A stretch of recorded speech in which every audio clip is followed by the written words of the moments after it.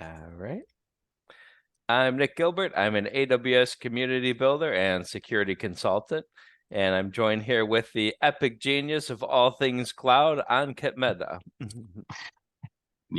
Hello everyone. So I'm also a community builder and also DevOps FinOps consultant. So usually I come across almost all type of ops, and we will explore some more things throughout the journey. Thank you everyone. Thank you. So the agenda for today, we'll talk about what is chaos security engineering. Then I'll do a live demo to show you an example of chaos security engineering. And then we'll have some questions and answers. Then if you have any questions going along, just feel free to pop them in the chat or raise your hand and we'll call on you. And the session will be recorded. There's also a link to the demo file, so a CloudFormation template and a Python script. So we'll give you the link to those as well. So a little bit of background on chaos security engineering. It's a branch of chaos engineering. There's a book that's pretty popular on it by Kelly Shortridge. That gives you some good tips also. We'll talk about some of the things from the book in the meeting here. Nick, before we move forward, I have a question for the audience. All How right. many of you actually know about chaos engineering? What is chaos engineering? Because we are talking about chaos engineering. Sorry, we are talking about the chaos security engineering, but before that, there is a word called chaos engineering. So what is chaos engineering? Like, anyone know about that? If anyone can explain a little bit.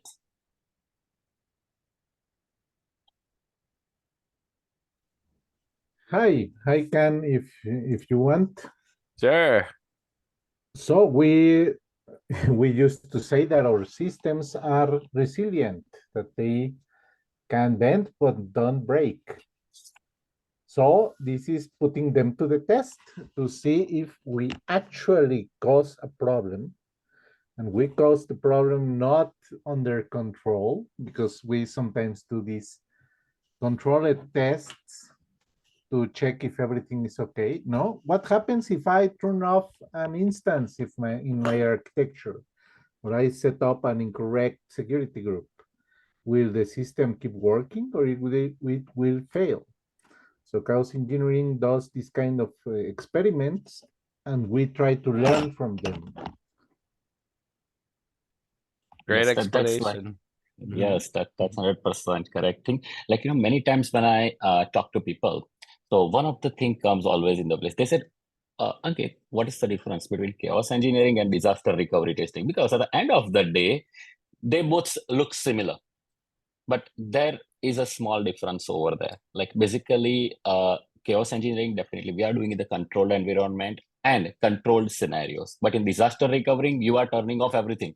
And then you are going to see whether whenever this failure happens, does my other system take over the place or not? Okay. Now, if we move out of the security and we take a look from the containers world, so let's say, for example, right now you are running a big Kubernetes workload. And what you will do is you will just, let's say, delete some of the pods. And then you will see whether when I'm deleting 10 or 15 pods, whether my system is still resilient enough to handle that load, whether they are still scaling out as requested or not. So these are the key parts, because in the containerized world and specifically in the Kubernetes world, the challenge is that nothing is permanent. Like everything gets deleted anytime. Even nowadays, people are moving more towards the spot instances. Now, spot instances means you are going to get just 5 minutes of, or sometimes 1 minute of the time, and your instances are gone. Now, in that case, whether my system will work well or not. So this is what the key part. Great. Yep. That's exactly right. Yeah, let's move forward. Sorry. All right. No, that was good. All right. So there's some links and I'll put them in the chat. We'll go through these in the various slides, but the first one is where you could get the code for the demo. That's on my GitHub page. Then a couple other good links to check out. One, OWASP has a slide presentation on security chaos engineering. And then also at the RSA conference, there was a presentation on it. And there's a company, this is the only one I found that does security chaos engineering as a service. So they actually have a platform where you have a free trial for, right now it's all AWS based, but you could actually perform different chaos, security chaos engineering tasks in your own AWS environment. And then there's a related presentation by one of the owners of that company at this link. So security chaos engineering, it's a way to test that your controls are working as they should. A lot of people set up some controls, either define them on paper or do it programmatically, but you never really know if they're working or not. And you don't want to wait till there's an actual security incident to know whether they work or not. So this is a way to test them ahead of time. So chaos engineering originally was made popular by Netflix. It's been around over a decade, and it was to test the resiliency of the Netflix platform. So they would do things like Ankit mentioned and Davin mentioned, shut off different instances, even go all the way to shut off an entire availability zone or even an entire region, and see if the system was still able to perform okay. And they automated this with a couple tools. One was called Chaos Monkey. They also had one, Chaos Gorilla, that did different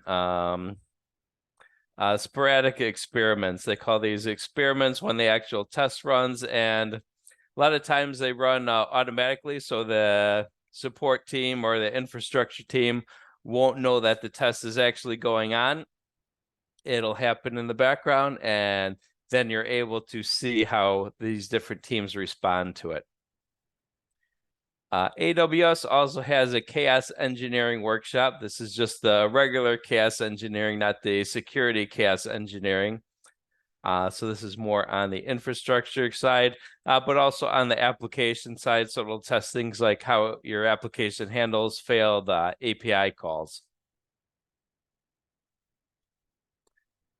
And then AWS also has a tool called the Fault Injection Simulator, which allow you to conduct experiments in your own AWS account.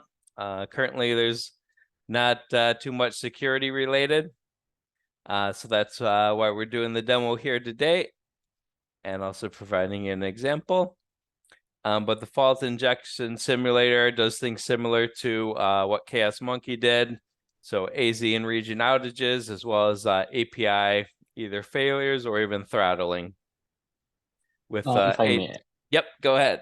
sorry, if I may add some more things. So basically, like when me and Nick were talking about this, so I told him that we have some other way to inject the faults.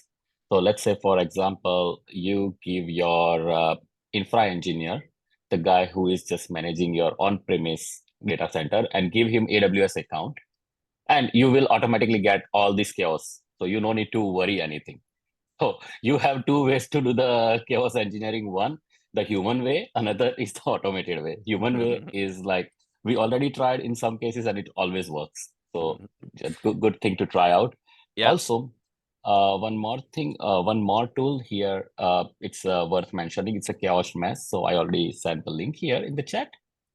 So if you are trying out other than security, then this chaos mesh can help you out. You just install it, and then they have a dashboard where you can select that what type of chaos that you want to actually simulate. Yeah, sorry, Nick. Points. No, that's great. And also, when I was first learning AWS, I was like the on-premise guy that you were talking about. I made a lot of mistakes in the cloud, so it would have been nice to know about chaos engineering, chaos security engineering when I started. All right, so this is a way to inject security breaches into your environment and actually test your ability to catch them, remediate them, and preferably automatically, because a lot of times if there's an intrusion into your AWS account, an alert may be triggered to your SOC team, but even the fastest SOC team won't necessarily be able to respond quick enough to stop the attack and prevent all damage. So that's where automatic security chaos engineering helps out.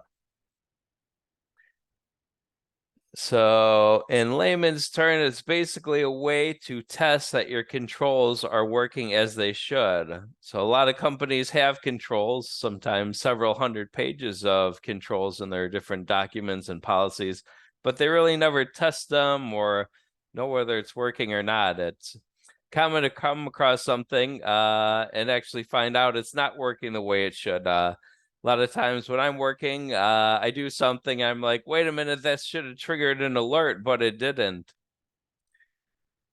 And I say, hey, when did this stop working? A lot of times it may be a Lambda function or something like that. And some of them stopped working weeks or even months ago, and you don't really find out because they're not tested regularly. Another thing to think about when doing chaos security engineering is instead of going with a prevent breach security model, where you design everything to stop the attacker from coming in and doing any damage, is to actually go with an assume breach model. So when you're designing your experiments, design them under the assumption that a hacker has already got in, whether this was breaching a perimeter, so going from the public instance to our public subnet to a private subnet, or breaching a user's credentials. Think about what could happen when that does occur. So this is also one of the essence of the chaos engineering. So chaos engineering works more on the proactive than reactive. So disaster recovery, when we talk about the disaster recovery, it is like kind of more reactive, while as the chaos engineering is more proactive way of thinking and working ahead. Yep, great points. And by doing it proactively, when it does occur, you'll be able to react a lot faster and know exactly what to do. And then it also uses the defense in depth model, so a layered security approach. And when you're thinking of assumed breaches, you need to implement layered security because you assume the hacker got through the outer layer, and then you could go on to test each inner layer. So what happens when they breach each of the inner layers? Do you have controls to prevent that or at least mitigate the damage? And also from the security perspective, what we say is you cannot stop hacker or stop actor from hacking your system. You can just make their life difficult. So that's how, like, you just keep adding the onion security, like you just keep adding as many as layer you do. But again, from your perspective, you should also test whether your onion layers are working or not. And that's where the security chaos can help you out. That's a great quote. I'm going to have to write that down. You can't stop a hacker. You can only make their life difficult, more difficult. I got to save that one. All right. Great point there. And then another part is being able to mitigate the damage when a layer is breached. So do you have all your eggs in one basket behind one layer of security, or are you spreading that out? Whether that's through like different KMS keys with their own key policy and permissions on them. Or do you have everything in one S3 bucket just using the default encryption, which wouldn't be very secure. One of the recent security breaches was Tesla was breached by an insider, and they had all kinds of various information that seems like it didn't come from just one system. So one possibility of how the guy got that info is if it was in S3 buckets and he had read-only access to the AWS account and was able to get that data from multiple S3 buckets, which didn't have proper encryption on them. It's one thing that came to mind. So at a minimum, security chaos engineering, so at a minimum, control would be just a written policy that people are expected to follow. And then going one step further would be setting up IAM permissions that help enforce your written policy. Because if it's just on paper, a lot of people aren't going to follow it. You actually have to enforce it with IAM permissions and not allow them to do it in the first place. And also, sometimes there are ways around it. So you want to have monitoring in place to notify your security team if it was violated.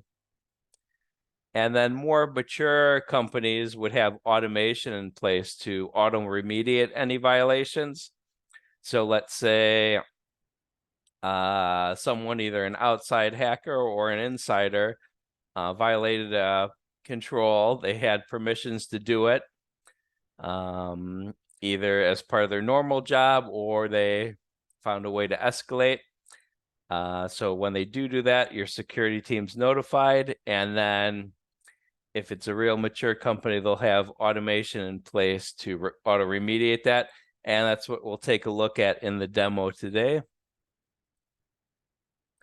And then finally, the best companies will use security chaos engineering to regularly test that not only the monitoring is working, but that the auto remediation is working as it should. You don't want to realize after you've been breached that the remediation's not working. It's important to do that. And with security chaos engineering, you might want to do it once a week, at least once a quarter. Once a year is kind of a long time. And it could even be more frequently than once a month.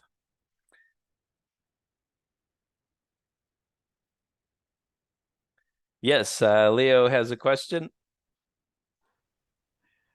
Hi, Nick. Hello, Ankit. Hello, everyone. I'm new to AWS. I just had a question regarding that third bullet point you had. Now, we're going to, I'm sorry, let's see here. The third bullet point, then you have monitoring in place. Will that include CloudWatch? Can we rely on CloudWatch to find patterns or any flags? CloudWatch. CloudWatch is good.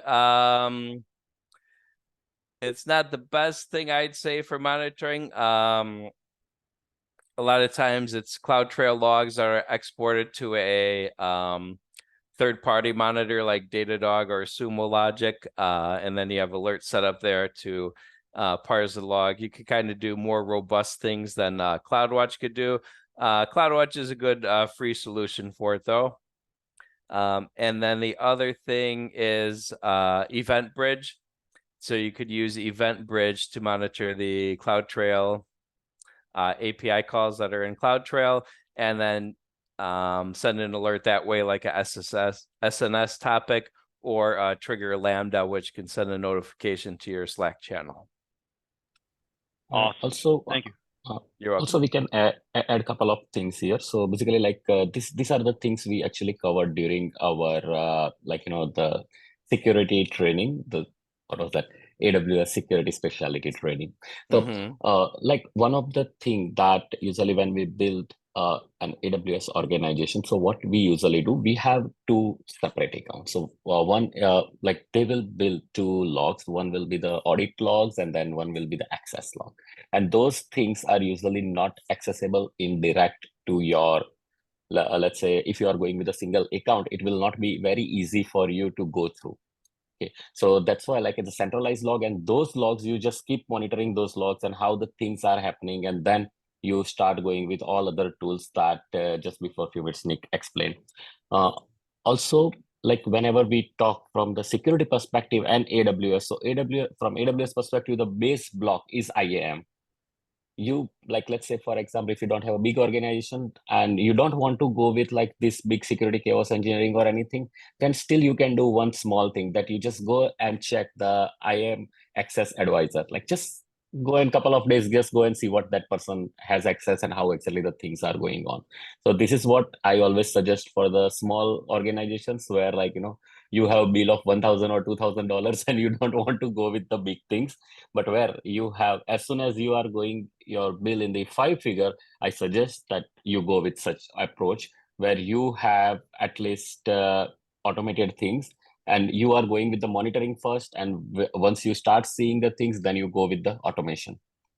So these are the key things that we can start with. Awesome. And Ernest has a question. Do we see integration for Teams and for notifications instead of Slack? Yes, there are integrations for both. You could have different bots in both, so you could actually trigger a Lambda from either Teams or Slack to respond to the alert.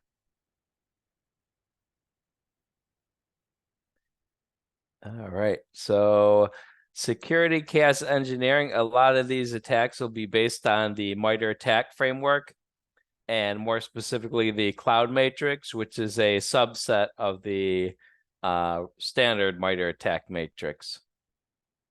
So the MITRE attack framework is kind of a set of security controls at each of the layers of a potential breach. So going from initial access to execution to persistence, privilege escalation, then ending with impact. So definitely take a look at the cloud matrix for the MITRE attack framework. And one of our demo today will use one of the MITRE controls. So here's Also, yeah. sorry, Nick. I'm just because I'm still on the previous question. Okay, sure. So like while we were discussing all these things, I just remember one of the tools that we discussed during the security session. So if you recall Turbot, so Turbot is logically doing the same thing. Have you heard about this, Leo, before? No, I have not. Okay. Let me share my screen. Okay. All right. Let me know if you can see my screen. Yep. Yes.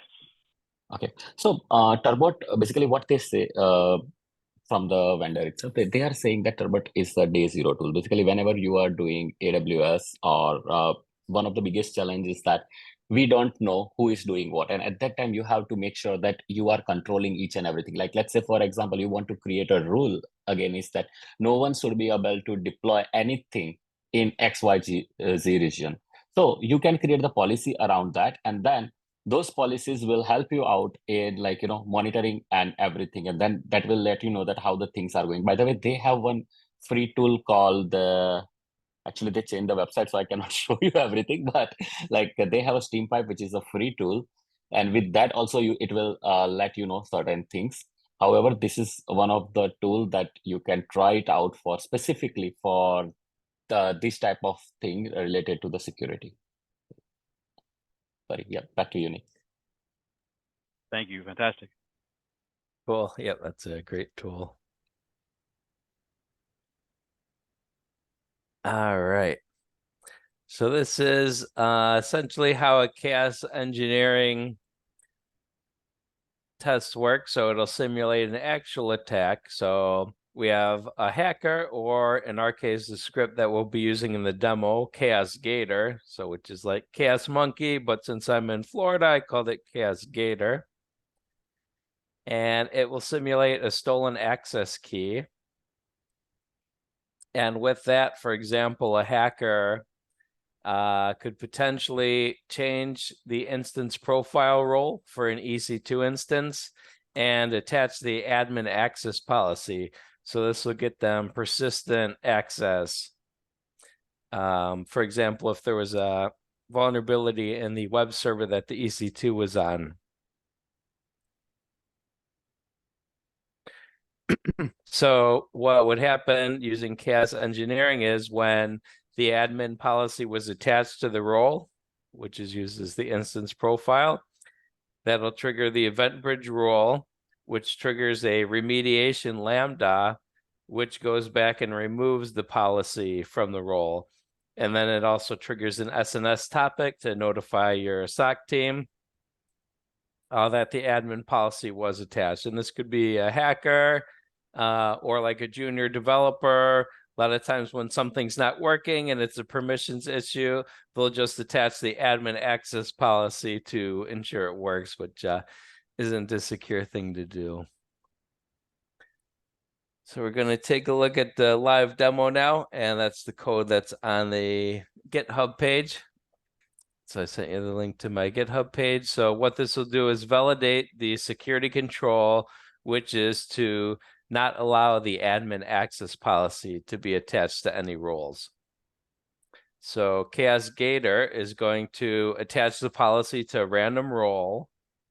Then it will check to see if the policy was removed automatically. So do you have security controls in place to remediate that? And if not, then it will remove it itself just so it doesn't leave the vulnerable policy attached.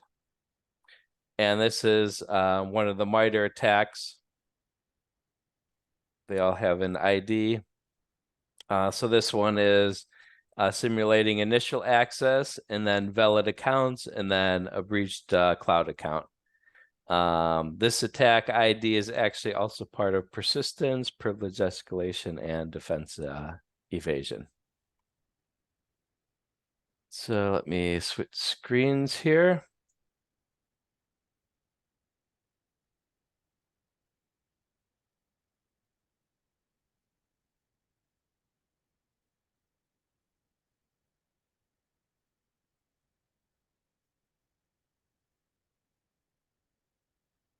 All right, so I'm in the console. I'm in the US East 1 region. Since we're working with IAM, that's a global service, but for CloudFormation, it needs to be in US East 1.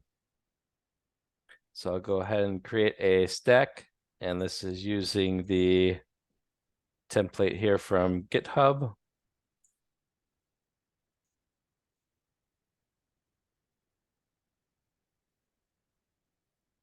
And we'll call it Chaos ENG, no admin Paul.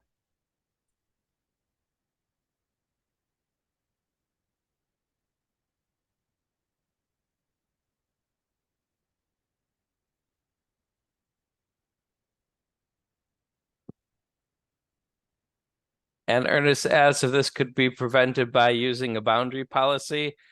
So like a permissions boundary or even SCP. So yes, you can do it that way. The chaos engineering is to test what happens if for some reason the controls aren't in place or working as they should. So you should definitely have a SCP permission boundary in a lot of cases. But if for some reason a role was created without a permission boundary and then someone attached an admin policy to that, or if someone went in and removed the permission boundary, then this would be able to detect that.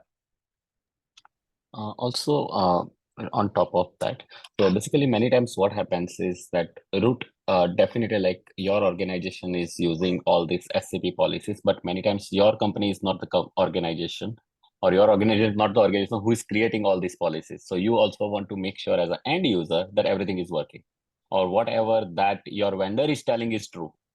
So this is like, cross-checking the vendor. So basically this is what, like from my side, I also do it. Like we have complete organization, but we don't have a root access. So in that case, like we are cross-verifying by this way. It's a very interesting topic. So if you hired someone to do the security for you, how do you know that they actually did it and is it working like it should? So you could use these kind of tests to double check them. All right, so the stack finished. It created these resources. So it's a pretty simple stack. This is just one chaos engineering role. So we have our one experiment. So we have our Lambda role. So that's the role for the remediation Lambda.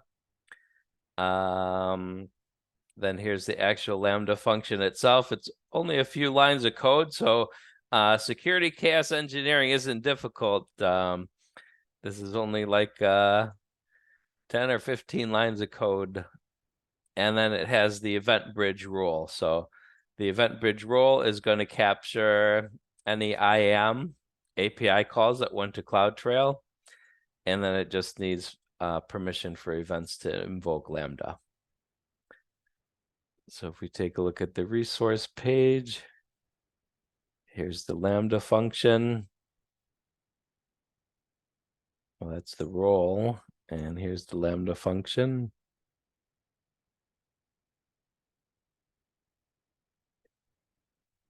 And then there's the event bridge rule.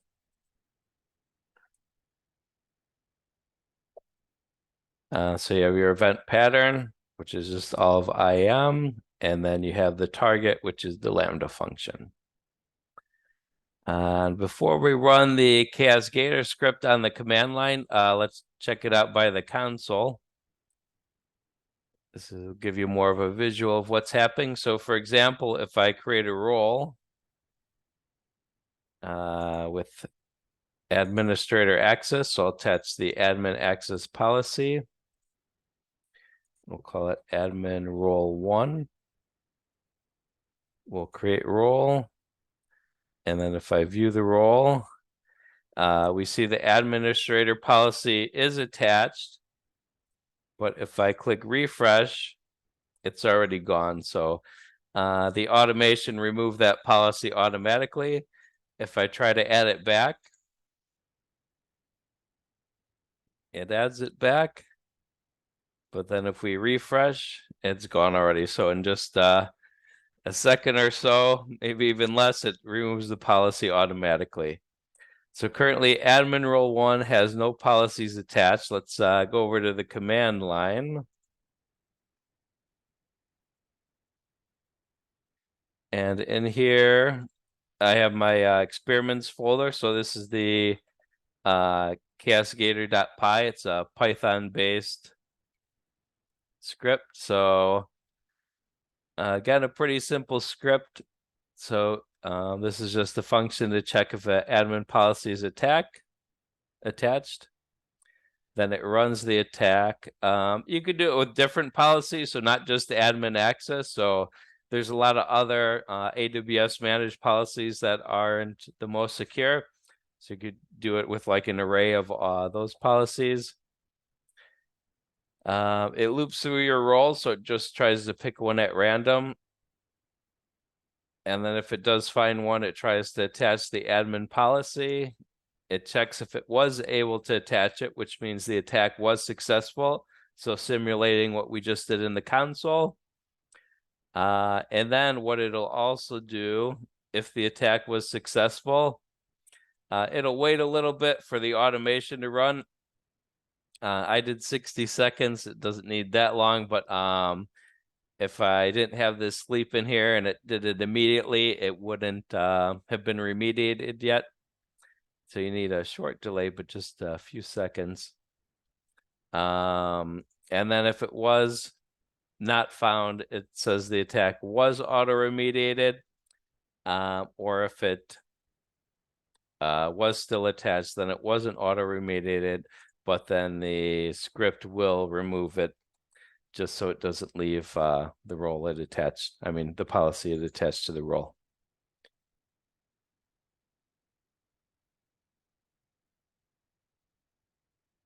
Yep. So Ernest was saying, what if it's like a loop that kept attaching it over and over? This script for the demo doesn't do any notification, but in an actual environment, you would want it to notify the SOC team and trigger an alert each time. So, for example, if it did it in a loop and did it say 10 times a minute, then you get 10 alerts every minute. So you could do it, but it'd be pretty noisy. And actually trying to get an API call off before it's removed would be difficult, but you may actually be able to do it. So if you had automation to attach the policy and then immediately create a user, it might work. It'd be difficult though, and then you'd have to create access keys also and then do something like that. But it would be really noisy, so the SOC team would definitely be notified of it and then be able to go in and take additional action. But Nick, we should try this out maybe in the next session. That if this type of scenarios are there, because even I never tried this scenario with some bot things. Right. That what if this happens, then up to what level we are really getting the notification, and if there is a way that, let's say, if these things are happening, then Mhm. it somehow disables something. We have to try Right. that out. Yeah, Mhm. that's a good scenario to try. Thanks, Anu. Mhm. Yep, and one workaround for that would be to attach a deny all policy. Yep, basically revoking the role. Exactly what you mentioned there. So attach a deny all policy to the role that either the one that it's being attached to or to the user or role that's doing the attack. So that's a good point, though. Not only could we remove the admin access policy, but we could attach a denial policy. So even if they attached it again, the denial would override any admin. Good point, Ernest. I didn't think of that. This is All the right. advantage of our sessions. Like, every time we get Yep. something new, and then we have like food for our hungry souls. Yep. All right, so let's run this script. It's just Python and then the script name. So what it did was attach the policy to the role. It chose admin role, so it just did in alphabetical order probably. So it found that role first. So it's trying to attach the administrative policy to it. It did. So the attack was successful. Now it's pausing to see if we had automation in place to auto remediate it.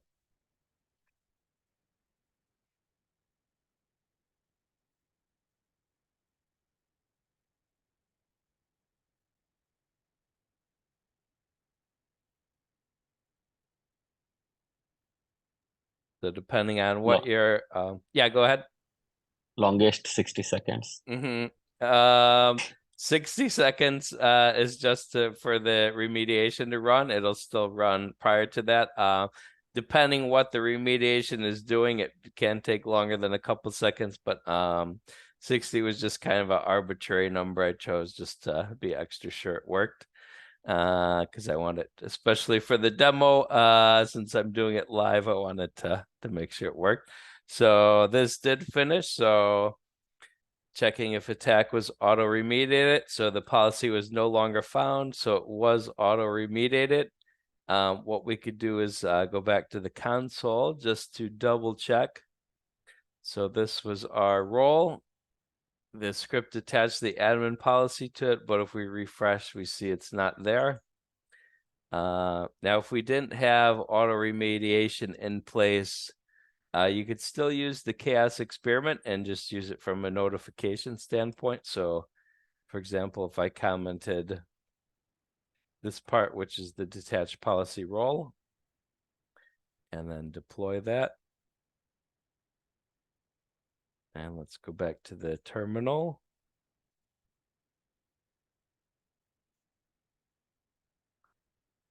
And we'll run the script again.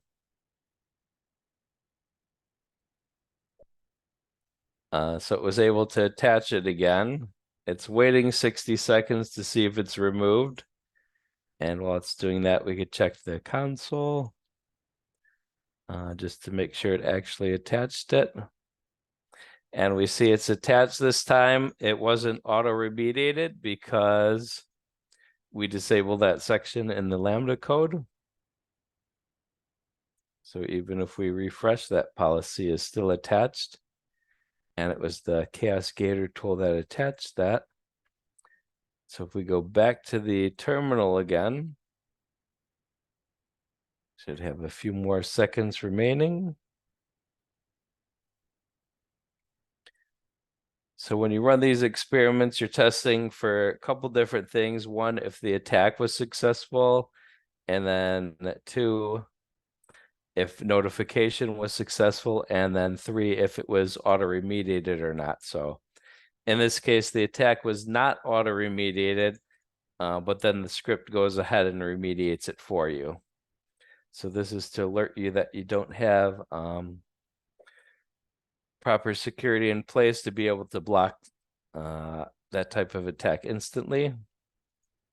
And if we just verify in the console again, we'll refresh the policies for the admin role. And we see it's gone. This time it was removed by Chaos Gator, not by our Lambda function. So that's the end of the demo. Are there any questions? Any more questions?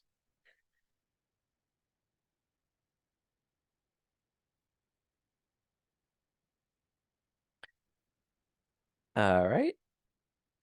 What are some other experiments you think you could run using security chaos engineering?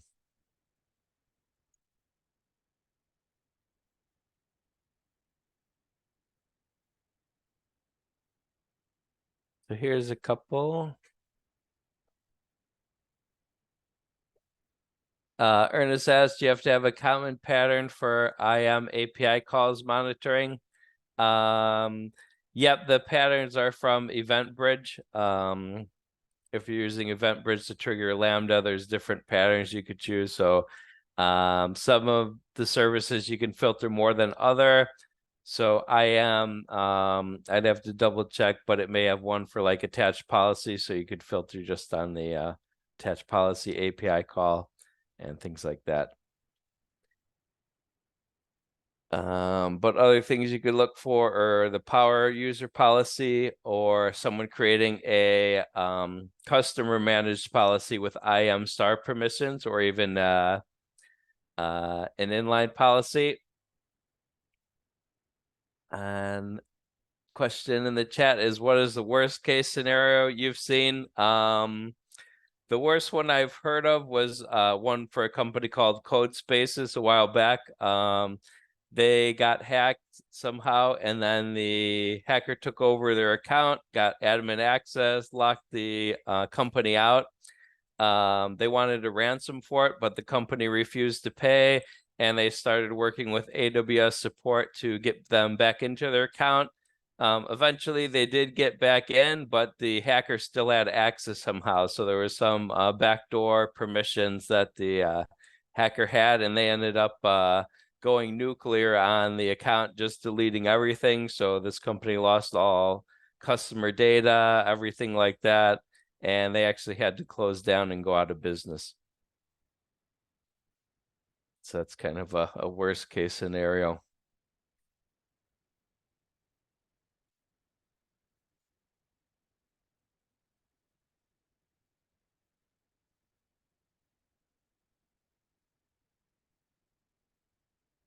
And then another thing you could use chaos security engineering for is EC2 in a public subnet. So EC2 is typically in a private subnet behind a load balancer, which may be in a public subnet. So if someone creates an instance in a public subnet, the chaos experiment could be to terminate that automatically, or at least maybe shut it down until you can investigate it. Or you could check for quad 0 being added to a security group. And then you also want to make sure be on the lookout for CloudTrail, config, or guard duty being disabled. So if someone disables that, they could disrupt your logging and even your automation. So like config has a lot of auto remediate features. And if someone were to disable config, then nothing would be auto remediated. You could also look for resources made public. So this is not only S3 buckets, but it could be an AMI or a snapshot. And believe it or not, people do make their AMIs snapshots public. So our disk snapshots public. So someone told me if you search for dev or test, you could find some interesting stuff. I searched for prod once and found one that said production, copy of production server. And I thought it was a joke at first, but it was actually someone who made a copy of their public server snapshot public. So I looked, and then it had all kinds of customer data, source code, all kinds of company information. So I found out what company it was and emailed them and told them about it.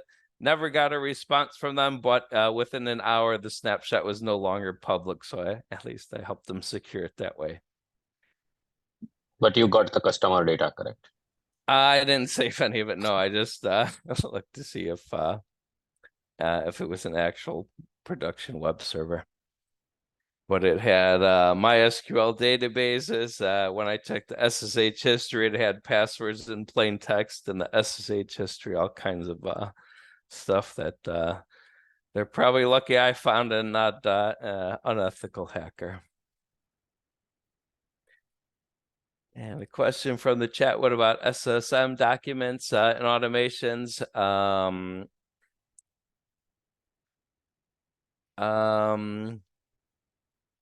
I do use those sometimes. So Lambda or SSM automation documents work really well. And to monitor those for changes and stuff. I haven't monitored those for changes before, but that's another good idea. It's definitely something you should do. And on top of that, related to the SSM, most of the banks who are using AWS, they don't like SSM. So in 99% cases, the SSM is blocked. Oh yeah. So that's my experience. Like they are not SSM. You don't have access to SSM. You don't have access. Even you don't have the keys, or even you cannot go to that instance. For that, you need 3 layer of approval, even if it's a staging. Yep. And you get a temporary password and that password, like, how they do is like they send the half password to one person, half password to another person, and that password is valid for just X hours. Oh yeah. Wow. It's extra secure.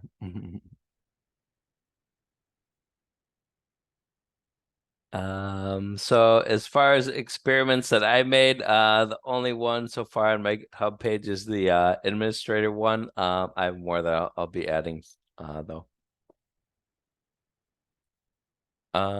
So yep, definitely Shun asked, is it common for security chaos tools to be able to delete traces of intrusion? Yep.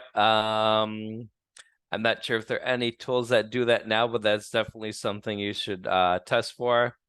So for example, your CloudTrail logs bucket in S3, if something was deleted there, are you notified for it? And do you have a backup of those logs? Good question. Basically, chaos engineering will not delete, correct? Chaos tool, none of the chaos tool will delete the traces. As of my experience, you will still see the traces. Just the thing is that whatever changes were applied, those changes will go away, because if they are deleting all the logs and everything, then that's where you have a problem. Then you have a big problem, actually. Yeah, especially in prod, you probably wouldn't want to do that. Certainly in QA, you could test that though. So yep, deleting config or turning off config recorder, things like that. And then deleting the related logs. Good point. All right. So that was chaos security engineering. Moving forward, we're going to do another meetup in October. Still working on the topics. If you have any suggestions, definitely do let us know. Ankit, any final remarks?